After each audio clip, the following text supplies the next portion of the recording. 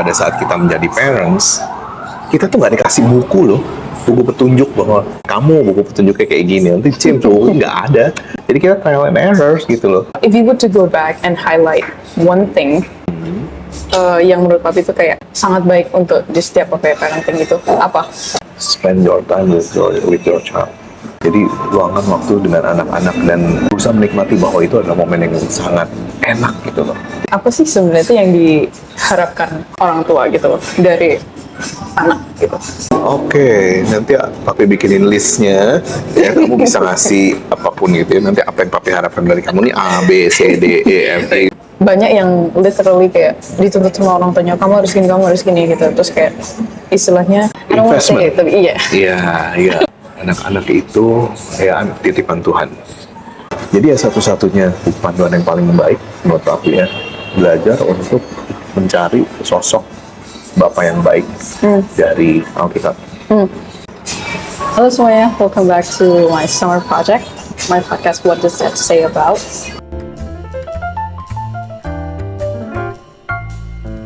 So, ini ada sebuah podcast yang berisi tentang adu argumen antara aku, seorang Gen Z, and my dad, seorang Gen X. Disclaimer terlebih dahulu, ini adalah podcast yang berbasis opini masing-masing. Jadi, kalau misalkan ada hal-hal atau nilai-nilai yang menurut kalian itu kontroversial, kita udah ingetin dari awal kalau ini tuh berbasis opini aja dan experience, ya. Okay, so welcome to episode 2. Kayak yang dijanjikan minggu lalu, kita hari ini akan membahas tentang parenting. So, I think this will be a great talk, a great episode. Because you're not the parents. I'm the parent.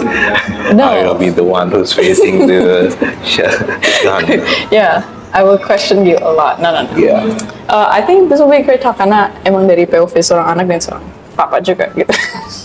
Okay, so when I was writing this, and the questions, selalu tuh ada kayak satu pertanyaan tuh yang kayak apa ya, aku benar-benar pengen tahu gitu loh. The question is, how does it feel to be a parent? I know it's a hard one. Iya, tapi gini, kalau dari sisinya papi ya, kita nggak akan pernah benar-benar bisa siap untuk jadi seorang parents. Jadi itu sesuatu yang terus kemudian disodorkan pada kita gitu, karena kalau dari sisi papi nggak pernah punya pemikiran, maksudnya papi tahu bahwa nanti akan bina keluarga, akan punya anak, akan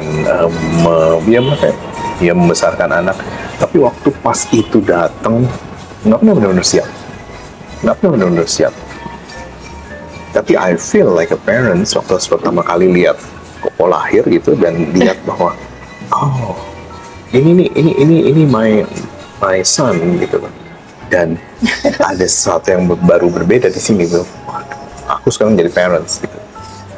Jadi waktu pas benar-benar lihat anak itu, waktu pas mami masih mengandung apa segala macam, masih nggak ngeh bahwa nanti kalau itu keluar terus papi jadi papi gitu loh.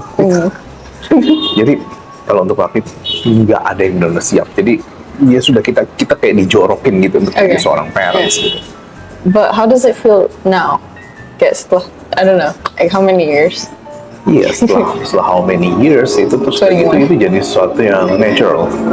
Tapi nggak bisa berpikir lain selain menjadi seorang parents. Waktu harus menghadapi berbagai hal, selalu pemikiran pertama adalah bagaimana nanti efeknya ke anak-anak. Langkah yang aku ambil tepat nggak? Bukan cuma untuk papi sama mami pribadi, tapi untuk anak-anak. Jadi setelah menjalani itu, ya itu ngubah cara berpikir sih. Nggak bisa lagi berpikir untuk diri sendiri, nggak bisa lagi berpikir untuk diintip. Udah mulai mikir, dia gimana dengan anak-anak. Okay.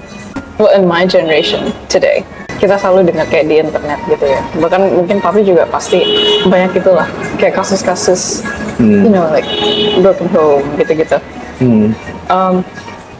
And what I realized, bukan realize sih, kayak what I found out itu kan berarti kayak the parents of the broken home kids zaman sekarang itu sebenarnya kan ada di zamannya papi gitu kan. I don't know, like mostly gitu. Yang about like my age, kids my age gitu. Bahkan pasti kan berarti parents itu papi gitu, di generasi papi. why do you think that happened? Kenapa your generation gitu? Like, what's wrong with your generation? Oke, I guess. first of all ya, kamu harus sadar bahwa no news is a good news. Iya. Jadi apa yang diberitakan di media itu adalah kondisi-kondisi yang buruk. Iya. Nggak ada kan berita hari ini ada satu ayah yang baik, itu nggak akan laku berita kayak Iya. gitu. Ada berita yang saya ayah bunuh anak apa segala itu baru laku. Jadi tapi itu adalah hal-hal yang bukan satu hal yang umum sebenarnya. Iya. Kalau selama kita lihat secara spektrum, sebenarnya kalau papi ngerasa cukup banyak kok parents yang cukup baik dengan anak-anaknya. Dan sebenarnya kalau semua dilihat parents yang nggak baik itu mungkin jumlahnya juga nggak terlalu banyak, atau kalau semua ada banyak pun dia tidak buruk-buruk amat. Ada orang-orang yang kesaksian dia ngomong bahwa walaupun parentsnya itu dianggap buruk, mereka tetap punya kenangan-kenangan yang indah tentang si orang tua mereka gitu. Nah, yang harus kamu sadari itu adalah bahwa pada saat kita menjadi parents, kita tuh nggak dikasih buku loh, buku petunjuk bahwa ini loh nanti ya, ini jadi ini ada bukunya nih, kamu harus nih, oh nih untuk si misalnya untuk Koko, oh nih ke Koko ini buku petunjuknya kayak gini, kamu buku petunjuknya kayak gini, nanti buku nggak ada, jadi kita trial and errors gitu loh, terus membesarkan kalian gitu, nggak pernah. Yeah. Nah, ya the good book sih ya, kita pakai Alkitab bagaimana cara kita membesarkan seorang anak gitu, yang kita anggap bahwa itu baik. Yeah. Nggak tahu, apakah kamu sekarang merasa bahwa kamu baik? Ya, kalau baik ya mungkin papi sama mami do something good gitu, do something right. Okay. Tapi kalau misalkan gue kayak kasus-kasus broken home gitu, Ya, do you think the reason itu is always the same? no, enggak. Kayak apa ya? Gini, setiap anak itu punya traumanya sendiri. Nggak ada satu anak pun yang besar terus dia nggak mengalami trauma. Semua anak dibesarkan dalam keluarga sebaik apapun, mereka itu punya traumanya sendiri. Jadi, dan kemudian trauma ini harus dipulihkan kan. Ada satu healing gitu. Kalau selama dia bisa cope, bisa menghadapi hal itu. Pada saat dia dewasa itu dia tidak akan kemudian membawa sampah itu terus dia bawa lagi di dalam kehidupannya dia nanti gitu. Tapi kalau dia nggak bisa ngolah itu sampah itu bisa dibawa. Okay. Kita sering sebut itu ada istilahnya yang bagus sekali dari Pak Yakub Susabda, dia bilang itu inevitable sin. Satu dosa yang kamu tidak akan bisa lepas dari itu. Jadi karena kamu dibesarkan dalam kehidupan keluarga yang kayak gini, maka nanti pada saat kamu membentuk keluarga, kamu tuh nanti akan membentuk satu keluarga yang mungkin akan sama seperti itu. Jadi itu inevitable, nggak bisa. Maka hal-hal trauma-trauma yang terjadi di masa kecil itu yang harus diputus, itu yang harus diperbaiki. Dan pada saat itu putus, seorang bisa membawa itu dalam itu lebih baik lah. Kalau misalkan nggak diputus, do you think it will affect the next generation? Kayak, Kalau nggak diputus maksudnya, kalau nggak diputus ya pasti berpengaruh. Karena sampahnya itu dibawa terus, dan itu akan terbawa. Oke, this podcast, kamu kan nggak tahu jadi parenting kan, jadi kamu kan nembak papi terus. Yeah. Oke. No, we've been thinking about this. Well, aku pernah lihat di internet. Okay, this is a little research I did.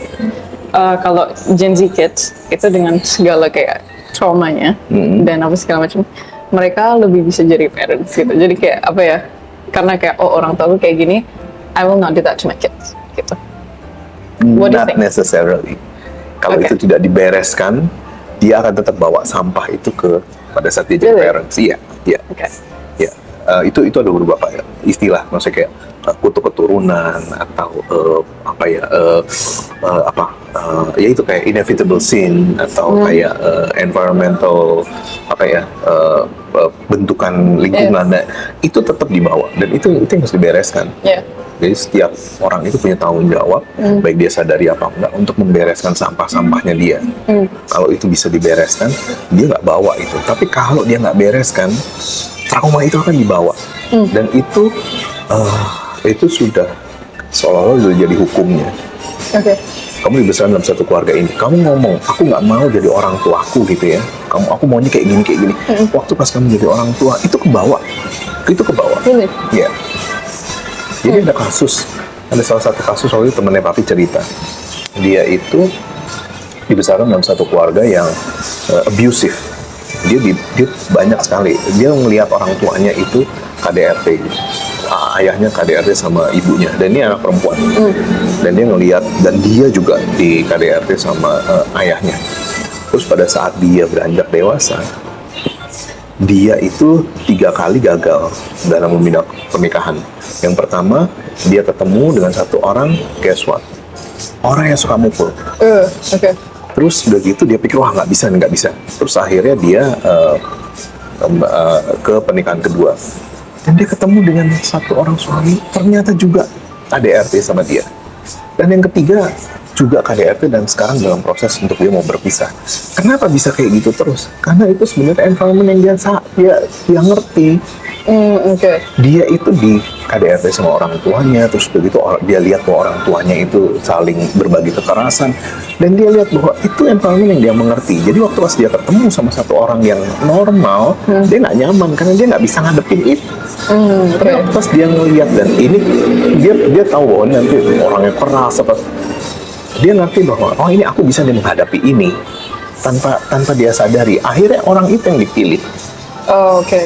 Jadi itu ada satu inevitable sin, ada suatu hal yang dia nggak bisa lepas gitu, lingkaran setannya gitu. Nah ini yang harus diputus.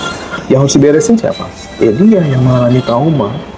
So not really like necessarily the parents yang sebenarnya tuh harus kayak, ya emang mereka harus berubah gitu, but like you yourself, kalau kamu mengalami trauma dari like parenting, abusive parenting or stuff like that, itu juga harus dipulih.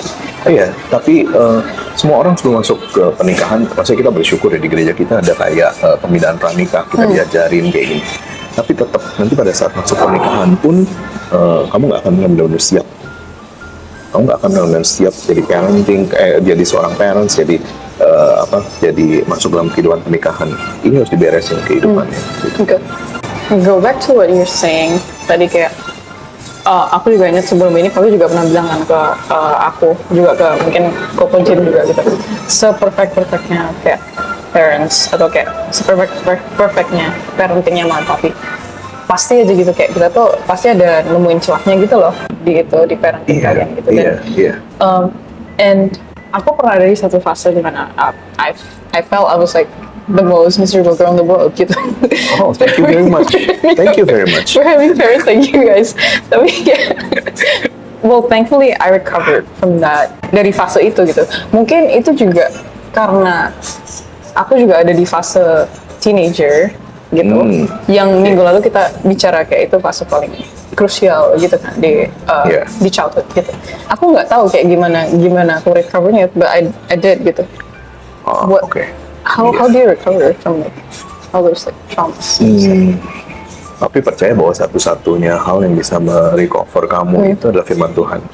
Jadi mungkin kamu sudah mulai banyak bergaul dengan Tuhan, berdoa, baca firman. Mungkin itu menjadi satu hal yang merecover kamu.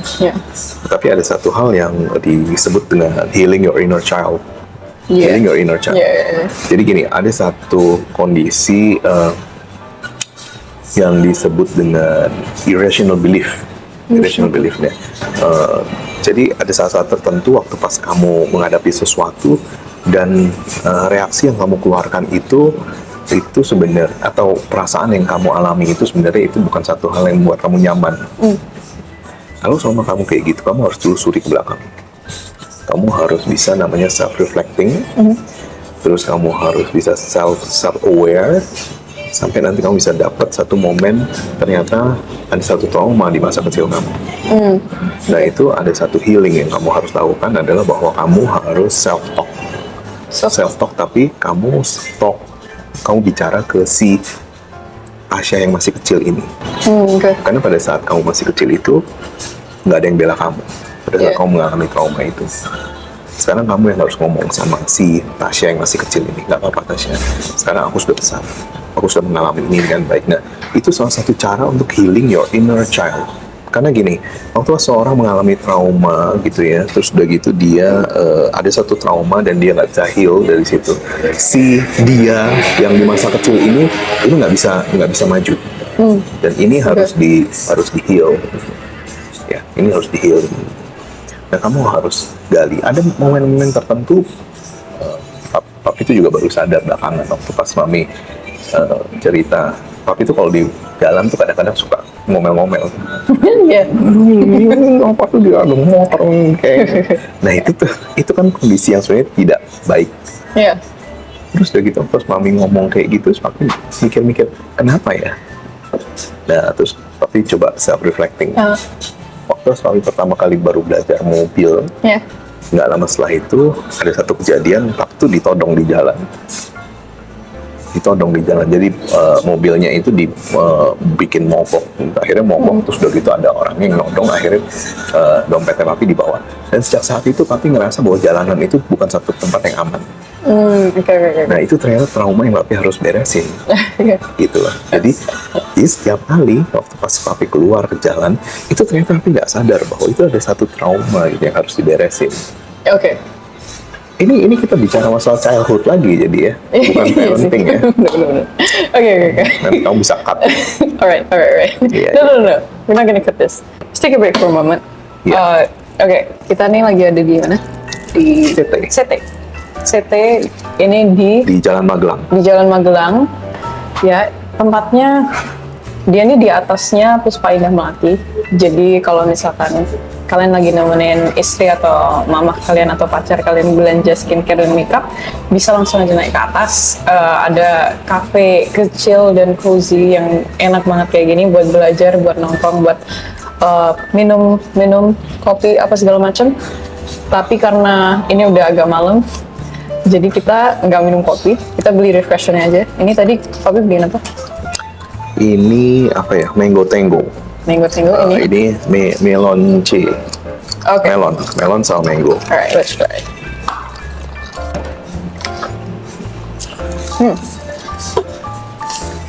It's really good. Buat kalian yang mau cobain CT, here's their address. Oke, back to parenting. Tadi kita kayaknya terlalu jauh ke childhood. Iya. Okay, I know that there's no like best parenting. Tapi menurut papi, if you were to go back and highlight one thing, yang menurut papi tuh kayak ini kayaknya tuh harus ada kayak di semua parenting. Bukan harus ada sih, tapi menurut papi tuh sangat baik untuk di setiap parenting gitu. Apa menurut papi? Like one thing that you would highlight. Spend your time with your child. Itu satu hal yang papi pikir penting sekali. Jadi luangkan waktu dengan anak-anak dan enjoy that dan berusaha menikmati bahwa itu adalah momen yang sangat enak gitu loh. Jadi papi sama mami nggak pernah benar-benar waktu pas kemudian kalian tuh sudah dewasa sekarang. Kamu fokus sudah di US, sudah menetap di sana, kamu juga kuliah di sana, dan kita ngerasa bahwa iya ya, waktu pas dulu tuh kayaknya ada momen-momen tertentu kita masih kurang memperlakukan kalian sebagai anak-anaknya kita gitu loh. Jadi kalau memang ada satu advice yang papi bisa kasih, luangkan waktu sebanyak mungkin sama anak-anak. Karena itu nggak akan merugikan. Ya. I think we spent enough time together. I mean, like as a family gitu. Iya. I think so. Iya. Tapi time dari sisi quantity beda dengan time dari sisi quality. Nah, tapi cuma ngerasa mungkin bisa lebih banyak lagi dari sisi quality-nya diperbanyak. Yeah. Similar, but like different. Something that you would change. Sesuatu yang papi tuh kayak kalau misalkan aku ubah tuh kayaknya akan jadi lebih baik gitu loh. Iya.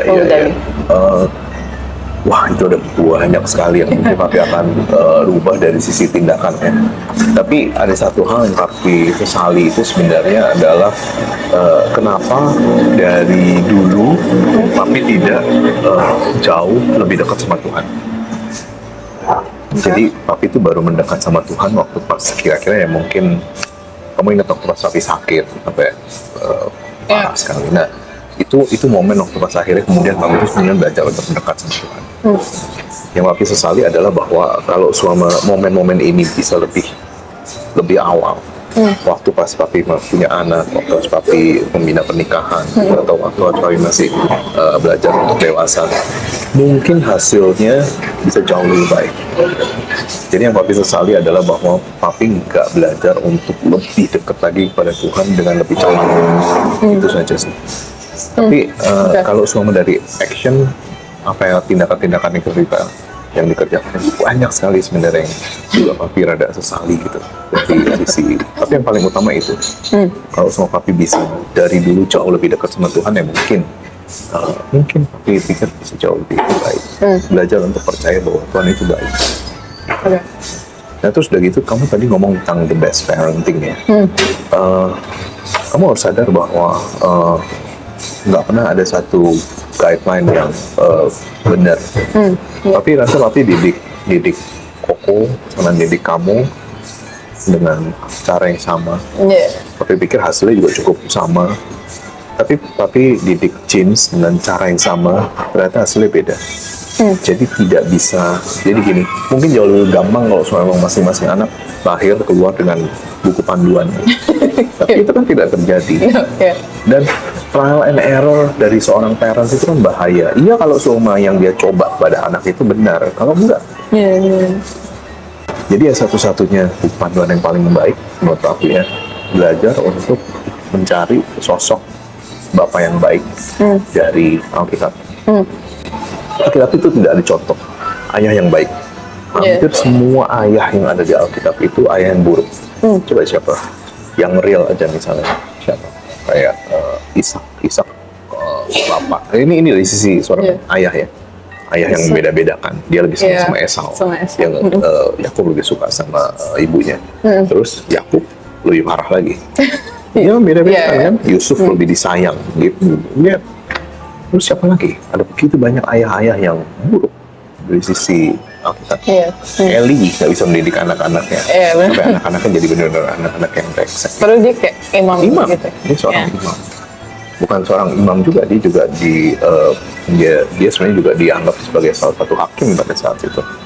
Kayaknya Abraham sama Ismail pun kayaknya juga kayak. Iya, Abraham itu juga bukan seorang ayah yang baik. Mungkin bayangin aja Ishak. Apa nggak depresi dia? Ayahku mau membunuh aku. Mungkin dia kalau zaman sekarang dia harus ke psikiater, psikolog berkali-kali itu. Dan kenyataan bahwa ayahku ingin membunuhku. Tapi ada beberapa sosok ayah yang baik ya, misalnya kayak Yosua itu mungkin bisa menjadi seorang ayah yang baik karena di akhir kitab Yosua kita lihat bahwa dia itu berani menjamin, tapi aku dan seisi rumahku kami akan beribadah kepada Tuhan. Jadi dia bisa dia tahu bahwa ini loh, aku harus bawa seisi rumahku untuk beribadah kepada Tuhan. Atau misalnya Ayub ya mungkin juga seorang ayah yang baik. Dia seorang yang dia khawatir jangan sampai nanti anak-anakku berdosa kepada Tuhan gitu ya. Tapi ada satu ultimate figur seorang ayah yang baik. Cuma masalahnya figur ini ada dalam perumpamaan anak yang hilang. Nah itu adalah seorang tokoh ayah yang baik. Itu di situ. Dia benar-benar menantikan anaknya untuk datang. Dan pada saat anaknya datang, dia bisa memberikan pengampunan yang begitu luar biasa untuk anaknya. Karena konteks anak yang hilang itu kan si anak itu kan sudah minta warisan kan. Artinya kan dia minta, udah kamu cepat mati aja gitu, warisan kasih ke aku. Dan itu si anak itu bukan cuma merusak hubungan dia sama ayahnya, tapi dia merusak hubungan dia dengan seluruh kerabat yang lain. Karena itu waktu pas anaknya balik lagi, si ayah ini dia nggak cuma menyembelih kambing untuk dinikmati satu rumah, tapi dia ingin supaya seluruh warga bisa ikut. Dia mau ngomong bahwa ini anakku sudah aku terima lagi, ayo kalian semua juga harus terima. Nah itu satu bentuk pengorbanan seorang ayah yang luar biasa. Tapi yang kalau semua kita mau belajar, ya biar gimana pun Bapak surgawi. I was gonna say that. Karena kan kayak perumpamaan itu tuh juga nunjukin kayak Bapak kita di surga gitu kan. Jadi mungkin apa ya? kayak mungkin itu nanti semua tuh kayak kembali lagi ke ya Bapak di surga tuh kayak gimana sih gitu. Iya, betul. So ya. Tapi I have a question with that perumpamaannya. Hubungan ayahnya sama kakaknya gimana? Iya. Itu yang di situ yang salah itu kakaknya. Why? Karena ayahnya itu memiliki kasih yang sama kan. Dia ngomong, loh, kamu kan tahu semua yang ada di sini kan punyanya kamu. Tapi si anak itu dia tidak bisa menempatkan, bukan nggak bisa menempatkan, bagi papi adalah dia itu tidak bisa memiliki hati yang sama seperti ayahnya.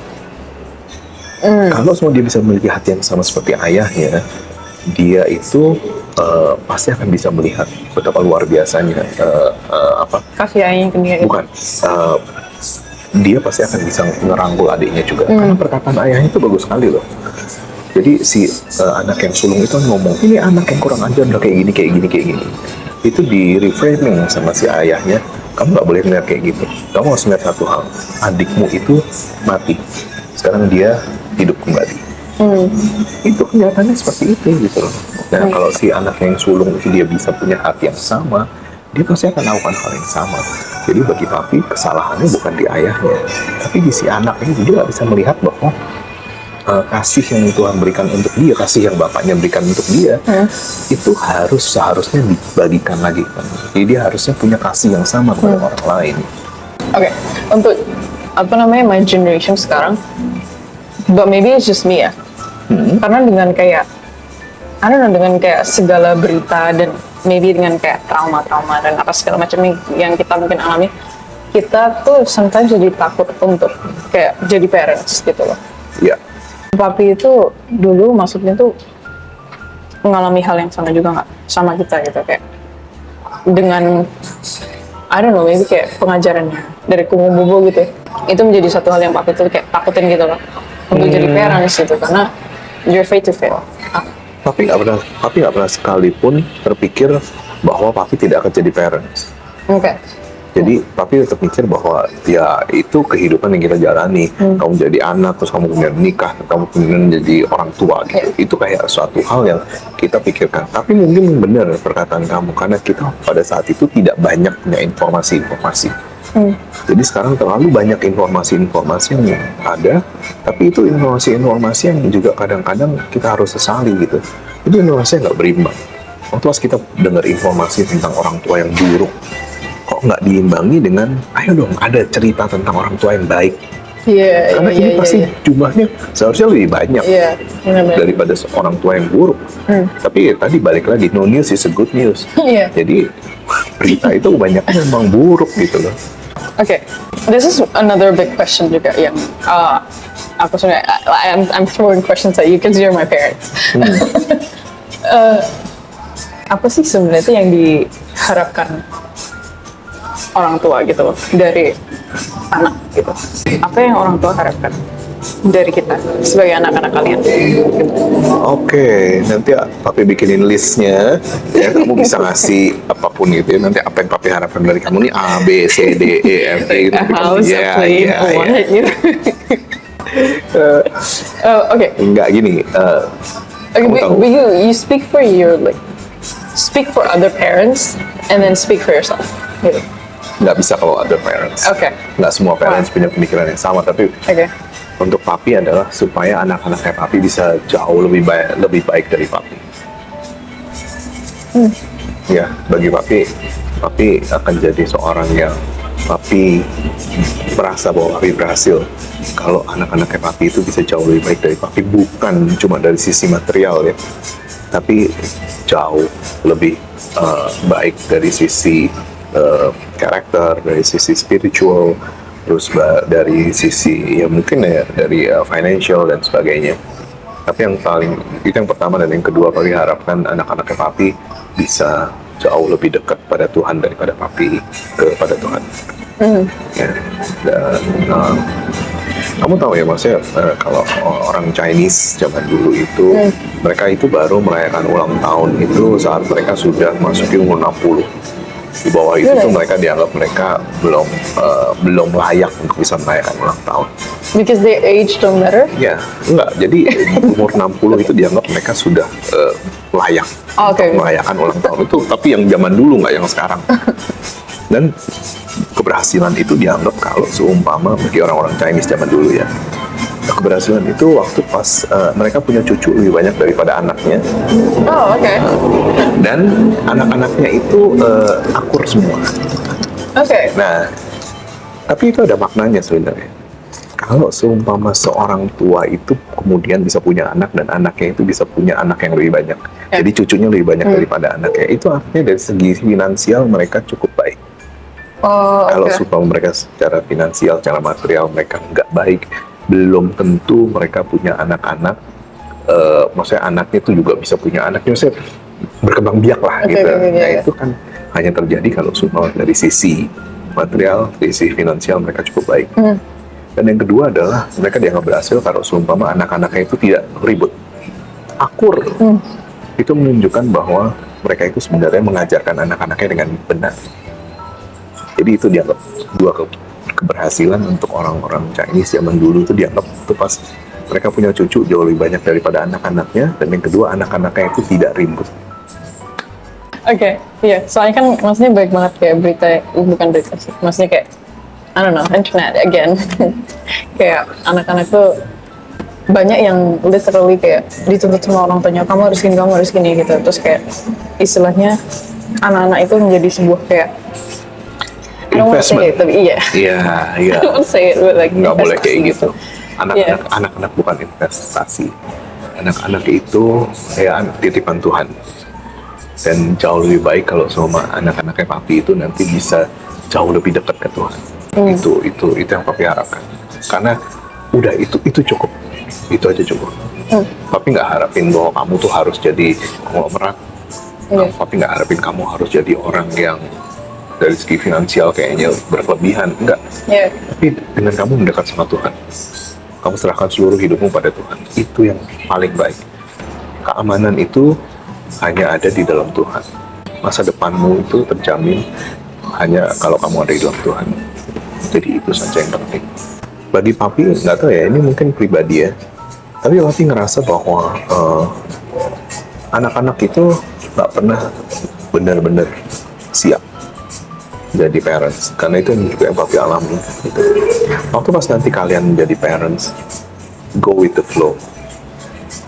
Yang penting kamu belajar untuk mengasihi anak-anakmu seperti apapun itu, dan pakai firman Tuhan untuk mendidik anak-anak. Itu aja sudah cukup. Okay, now Yeah. for the ultimate question. Okay, what? Tapi- I have to beg for forgiveness. No, it's not like that. Soalnya gini loh, kita tahu, ya seperti yang papi ngomong, kita tuh sebenarnya nggak pernah punya ya itu guidelines untuk mendidik anak tuh seperti apa. Jadi kita trial and error gitu loh. Yeah. Dan ya untung aja anak-anak yang beres semua. Kalau enggak, Well, yeah. Okay. But like the ultimate question itu kayak tadi kita udah bahas cukup banyak gitu sebenarnya. Cuman again I want to come back. Yeah, what does the Bible say about parenting? Karena kembali lagi nanti kita semuanya kembali ke Bible. Kita kan ngomongin tentang tokoh-tokoh tadi. Tapi what does like, kan papi tadi bilang kayak papi ngakuin segala sesuatu tuh sesuai dengan apa yang Alkitab katakan. Iya, Gitu. iya. Jadi sebenarnya apa yang Alkitab katakan sehingga membuat papi jadi kayak okay, I have to do this, I have to do that. Gitu. Oke. Yang paling penting yang banyak orang-orang nggak sadar, ya nggak tahu ya sadar apa enggak. Tapi sebenarnya kayak dari kitab Taurat pun, ya jadi kalau nggak salah di Ulangan, itu masalah pendidikan anak itu sudah diberikan. Iya. Dan sebenarnya kitab-kitab itu diberikan kepada father. Father. Ya, jadi tanggung jawab yang utama untuk mendidik anak itu sebenarnya tanggung jawab ayah. Nah, konteksnya sekarang adalah begitu banyak kalau kita bilang, wah, Indonesia salah satu negara yang fatherless. Gitu. Karena mereka menganggap bahwa pendidikan anak itu seharusnya tanggung jawabnya seorang ibu. Tapi kalau kita balik lagi kepada Alkitab, pendidikan anak itu harusnya tanggung jawab seorang ayah. Karena kitab Taurat itu kan diberikan kepada si pria gitu loh, bukan diberikan kepada si wanita. Yang itu dari misalnya dari kalau Papi cari ya di nih misalnya ini kamu baca Ulangan 6 ayat 6 sampai 7. Ini diberikan kepada ayah. Oke. Apa yang harus dilakukan? Apa yang kuperintahkan kepadamu pada hari ini haruslah engkau perhatikan. Haruslah engkau mengajarkannya berulang-ulang kepada anak-anakmu dan membicarakannya apabila engkau duduk di rumahmu, apabila engkau sedang dalam perjalanan, apabila engkau berbaring, dan apabila engkau Harus berulang-ulang. Jadi memang benar-benar seorang ayah itu dia harus mengajarkan kepada anak yang tentang firman Tuhan. Terus berulang-ulang. Dan itu tanggung jawab seorang ayah. Jadi terutama untuk nanti para pria yang akan jadi ayah, ingat terus Ulangan 6 ayat 6 sampai 7. Oh, itu tanggung jawabmu untuk mendidik anak-anakmu dalam firman Tuhan. Jangan sampai anak-anakmu itu merasa bahwa mereka jadi anak-anak yang fatherless. Terus apalagi ya? Ini Efesus 6 ayat 4. Ya, dan kamu bapak-bapak janganlah bangkitkan amarah di dalam hati anak-anakmu, tetapi didiklah mereka di dalam ajaran dan nasihatnya. Gampang, No. susah. Karena itu dua hal yang kadang-kadang kayaknya soal kontradiktif. Jangan bangkitkan amarah dalam anak-anakmu, tapi kamu mengajarkan dan didiklah mereka dalam firman Tuhan. Kadang-kadang kita mendidik kamu dalam firman Tuhan itu terus kita dengan segala macam sosial media yang sekarang, aduh itu udah kuno, udah nggak ada ya. Padahal itu yang harus diajarkan. Tapi waktu pas kita mengajarkan itu, jangan sampai terus anak-anak menjadi timbul Amarah rasa- gitu. Iya, nggak sukanya gitu. It's hard. Yeah. Susah. Kenapa? Habis Paulus nggak menikah. Dia gampang aja ngomong. Well, Ini juga satu lagi. kalau ketiga ada satu. Hai bapak, janganlah sakiti hati anakmu, supaya jangan tawar hatinya. Nah, Kolose, Efesus sama apa yang satu lagi itu ditulis sama Paulus itu berdekatan. Yang bikin Papi bingung tuh juga kenapa ya Paulus ngomong tentang mendidik anak-anak pada jemaat di Kolose, dan dalam waktu yang cukup berdekatan dia nulis surat pada jemaat di Efesus juga tentang jangan Tentang itu membangkitkan amarah. Padahal Papi mikir Paulus enak aja ngomong, dia nggak pernah jadi ayah. Tapi kan dia emang harus waktu itu dia harus ini nulis firman surat yang gitu. Tuhan Yeah. gitu. Nah, Yeah. dan itu pasti penting sekali kalau sampai dia ngomong kayak gitu. Yeah. As a parent, kayak ada penyesalan gitu nggak sih, Baby? Nggak pernah.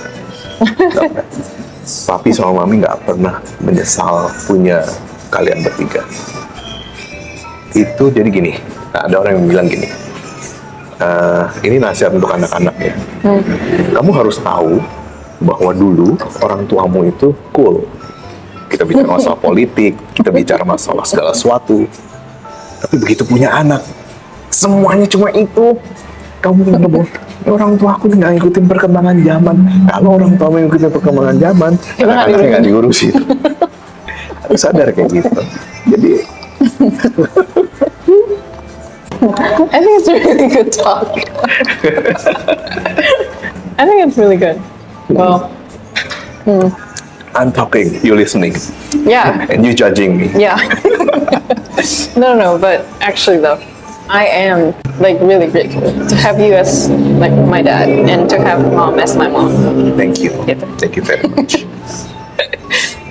And I hope kayak I don't know, I hope I can be like you guys karena kayak sebenarnya nggak banyak gitu yang bisa apa ya. I wouldn't say berhasil dalam parenting, tapi kayak papi sama mami, I think kalian berdua tuh parentingnya tuh bagus gitu, cukup bagus gitu buat kita. And it's really hard. Iya, tapi Apalagi di balik kayak- itu semua tetap ada penyesalan-penyesalan yang papi sama mami miliki terhadap anak-anak. Bukan menyesali anak-anak, Iya. tapi menyesali ada langkah-langkah tertentu yang papi sama mami pikir, aduh, kita tuh ngambil langkah yang salah. Tapi papi percaya bahwa semua kesalahan itu Tuhan izinkan, masih ada dalam rencana Tuhan, dan ada satu hal yang baik dari situ. Jadi semuanya harus diserahkan pada Tuhan. Okay, how do you talk with mommy about like this, about like anything gitu? Kayak apakah nanti kalian kayak oh begitu guys, aku gini, kamu gini gitu, atau kayak lebih Sebenarnya kayak papi sama mami itu ada kayak kadang-kadang pagi-pagi di meja makan kita sambil minum kopi kita ngobrolin hal tertentu, nggak selalu tentang parenting sih, cuma ada banyak hal yang terus kemudian bagaimana kita mendidik itu akhirnya Tuhan yang tunjukkan, karena masing-masing itu kita datang dari latar belakang keluarga yang berbeda. sure, ya. Jadi mami itu kalau menurut papi lahir dari satu keluarga yang lebih kaku, lebih kaku gitu. Kalau papi lahir dari keluarga yang jauh lebih lebih bebas. Papi bisa mengungkapkan pendapat dengan mudah maksudnya ke bobo kongkong ke saudara yang lain. Mami nggak semudah itu. Nah, bagaimana kita menyeimbangkan hal itu?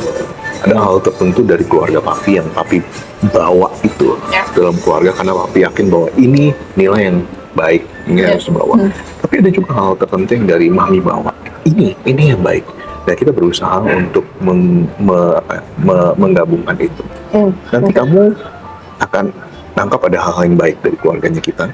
Kamu akan ketemu dengan calon suami kamu atau dengan kamu menikah, dia juga punya nilai yang baik dalam keluarganya. Dan itu nanti kamu harus bisa padukan.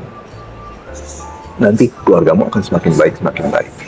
Okay, if we're gonna talk more about that, I think we would need another episode. Yeah. So maybe in the next episode kita bakal bahas tentang marriage or relationships sama mami, maybe. Iya. Boleh. Relationship. Alright then. So I think episode 2 cukup di sini aja. I think we talk a lot. You talk a lot. I think. So yeah, I think episode 2 sampai di sini aja. Don't forget to subscribe if you really enjoy watching or listening to this podcast. So we'll see you on the next episode. Goodbye. Okay.